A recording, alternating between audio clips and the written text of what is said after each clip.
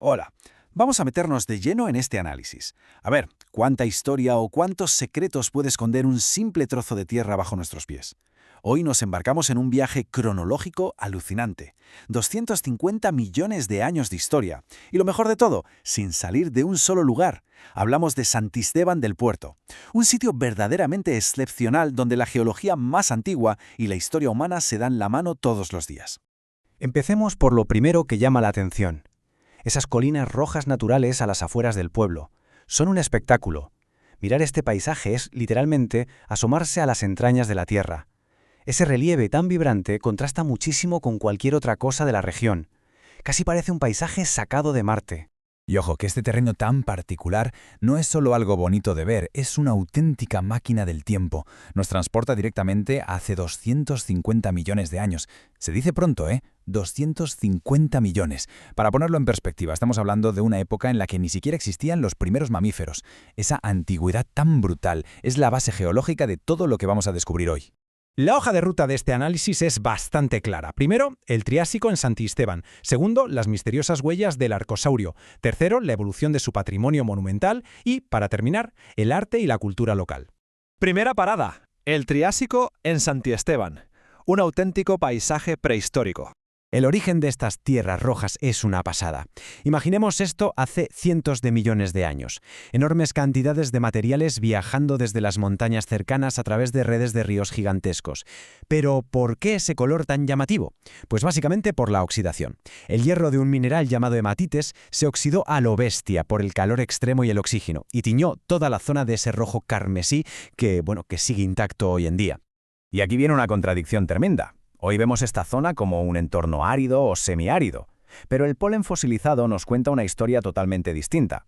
Durante el Triásico, esto era como una sauna gigante, un entorno superhúmedo, sofocante, lleno de helechos enormes, coníferas, palmeras, un ecosistema tropical en toda regla. Es un recordatorio brutal de cómo puede llegar a cambiar el clima de nuestro planeta.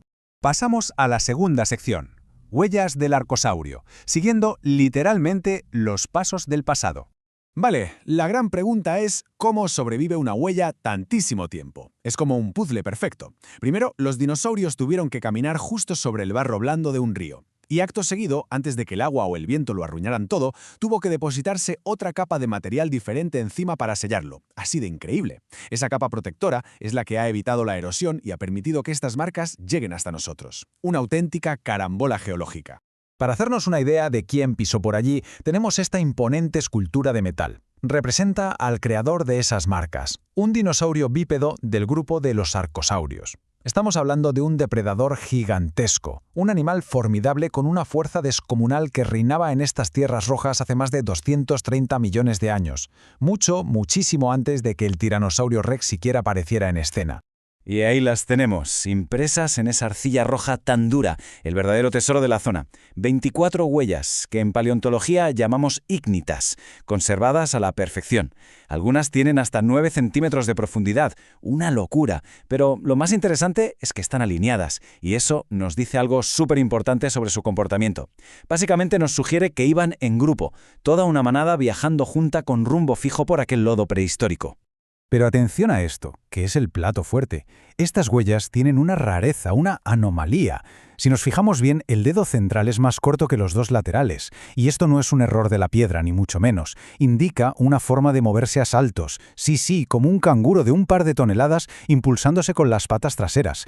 Esa característica hace que este conjunto de huellas sea, ahora mismo, absolutamente único en el mundo. Damos un salto gigante en el tiempo a nuestra sección 3, la evolución del patrimonio monumental, la historia humana grabada en piedra. Vamos a ver cómo diferentes culturas se han ido superponiendo aquí siglo tras siglo. En el siglo VIII ya tenemos orígenes visigodos. Luego pasamos al siglo XIII con una clara evolución románica. En el siglo XV nacen los cimientos de San Esteban y ya en 1624 vemos la reconstrucción de la ermita. Es como si el pueblo no hubiera parado de reinventarse a sí mismo en todo este tiempo. Este contraste es sencillamente espectacular. Podemos ver cómo esa misma piedra rojiza, la del Triásico que mencionábamos antes, es la que construye tanto el castillo en ruinas en lo alto de la colina como las casas del pueblo moderno que se derrama pacíficamente ladera abajo. Es la geología siendo el pilar absoluto, bloque a bloque, de la historia humana. Una joya que nace de todo esto es la iglesia de Santa María del Collado, un templo románico precioso que viene de esas raíces visigodas. Tiene detalles alucinantes, como un ábside con arco apuntado y un pórtico renacentista súper elegante. Resulta conmovedor pensar en cuántas manos tallaron pacientemente esa piedra milenaria para ir adaptándola a sus necesidades siglo tras siglo. Y no podemos pasar por alto la iglesia parroquial de San Esteban. Empezó a construirse en el siglo XV y es una mezcla interesantísima. Combina muros robustos con ese ladrillo rojo local y elementos neogóticos en la puerta principal. Pero la gran protagonista indiscutible es su altísima torre neomudéjar. Esa cúpula terminada en cerámica azul brillante recorta el cielo y le da un carácter verdaderamente único al horizonte. Avanzamos un poco más hasta 1624, el año de reconstrucción de la ermita del Ejido. Por fuera tiene un pórtico encalado bastante sobrio, muy sereno, pero su verdadero secreto está dentro. Un techo de madera con una armadura de pura tradición mudéjar que es una maravilla. Es un juego de fuerzas e ingeniería súper inteligente que aguanta todo el peso estructural y ahí sigue, intacto y estoico siglos después. Llegamos a la última parte. Cuarta sección. Arte y cultura local. El latido moderno del municipio. Este edificio señorial de 1868, con sus bellísimos balcones de hierro forjado, fue el ayuntamiento durante casi un siglo. Pero hoy tiene otra misión igual de noble.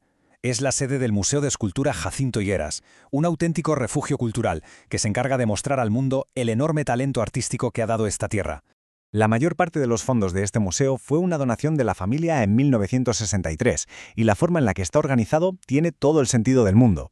En la planta baja podemos encontrar la majestuosa escultura religiosa y los grandes monumentos. Y si subimos a la planta de arriba, entramos en una atmósfera mucho más íntima, con retratos preciosos y los premios del Certamen Internacional de Escultura. Está pensado al milímetro. Y claro, nuestro recorrido cronológico tiene que terminar en el punto de encuentro por excelencia, la Plaza Mayor, con su fuente de piedra y la fachada del ayuntamiento actual. Es el núcleo vibrante de la vida del pueblo, lleno de movimiento y de vida cotidiana, pero siempre rodeado y sostenido por todos esos millones de años de historia que conforman su propio suelo. Después de este viajazo, desde ríos oxidados con dinosaurios hasta pórticos renacentistas y plazas modernas, toca hacerse una pregunta. ¿Cómo es posible que una base geológica forjada hace 250 millones de años moldee de una forma tan perfecta el arte, la arquitectura y el alma misma de una sociedad actual? Es fascinante darse cuenta de que nuestro presente está, literalmente, construido sobre el pasado más lejano de la Tierra. Ojalá este análisis sirva para recordar que tenemos historias increíbles esperando a ser descubiertas bajo nuestros propios pies. ¡Hasta la próxima!